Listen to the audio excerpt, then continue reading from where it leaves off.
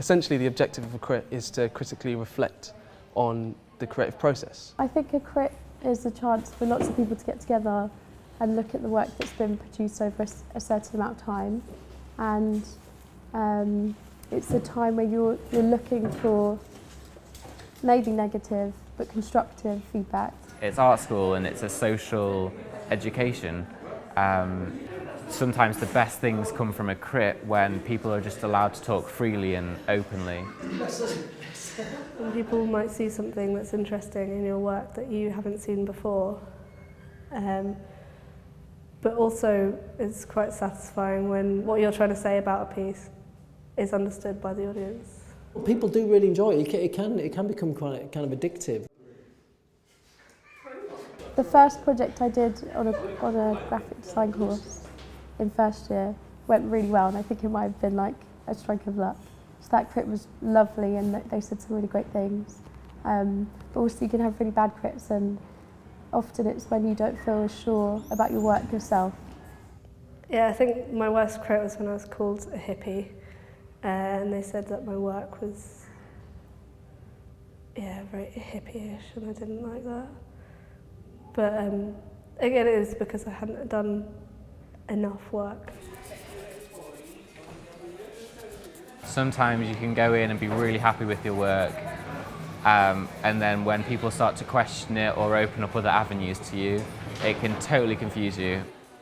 They're just like, they can just leave you completely destroyed and messy, and you're just like this broken pile of ideas on the floor. Often the work is made in the studio and it's surrounded by loads of stuff and clutter, or it's made in the workshop, and often it's only at critiques where you see it in isolation.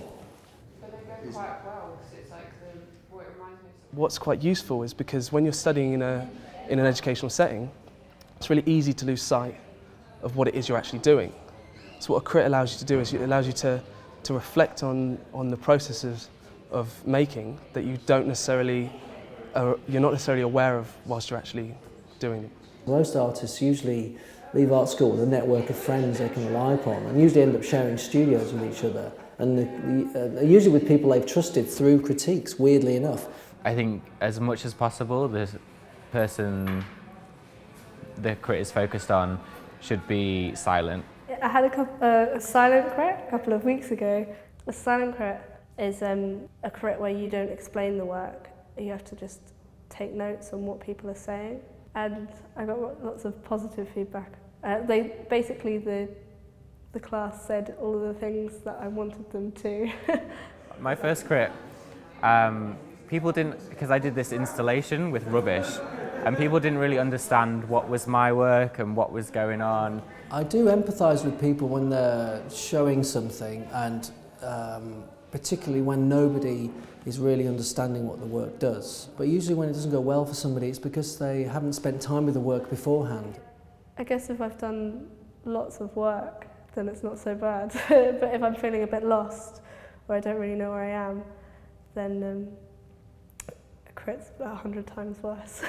The best advice you can take is to find a way to separate yourself emotionally from your work when it comes to looking at it objectively, because there's a lot of useful things that can come out of crits, and if you spend too much time in your own head, you block out the feedback that you can use to help make your work. Maybe even think about the discussion as you in the third person, as not the maker of the work, but somebody who's joining in the discussion about what the work represents, or maybe speculate on what it does. I think the more crits you do, the easier it is to articulate your ideas behind your work. But I think it's really important to make sure that you think about how you're going to articulate it before the crit. Try to be positive when you're going in, even if you don't feel good about your work. Go in and allow it to speak for itself, even if you don't know what it's about. Somebody else will get something from it.